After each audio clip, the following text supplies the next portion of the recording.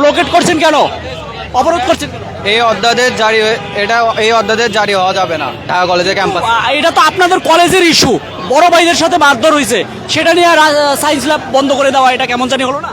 এটা আসলে বাংলাদেশ সরকার কলেজের জন্য না। কিন্তু আপনাদের আজকের অ্যাসাইনমেন্টটা হচ্ছে যে কলেজে বড় ভাইদের মারধরের শিকার, তারপরেই আপনারা এই সায়েন্স ল্যাব অবরোধ করেছেন, এটা নিয়ে একটু বলুন। তারা আমাদের শিক্ষককে মারধর করেছে, আমাদের বড় ভাইদের মারধর করেছে, এই প্রতিবাদ স্বরূপ আমরা এখানে বিক্ষোভ করছি। কিন্তু এটা তো সাধারণ পাবলিকের সমস্যা হচ্ছে না, অন্য কলেজের ইস্যু না, এটা নিজেদের কলেজের ইস্যু। এটা তো বড় ভাইদের সাথে আপনারা সমাধান করবেন না? একটু বলবেন, আপনি যেহেতু দেখছি যে বক্তব্য ঠিক আছে। বড় ভাইরা যেহেতু সমাধান করবে, যেহেতু আপনি প্রশ্নটা রাখলেন, তাদেরকে বলুন আমাদের সাথে আলোচনায় বসতে। আমরা কিন্তু আপনারা সায়েন্স ল্যাব তাহলে বন্ধ করছেন কেন, সাধারণ মানুষের ভোগান্তি কেন?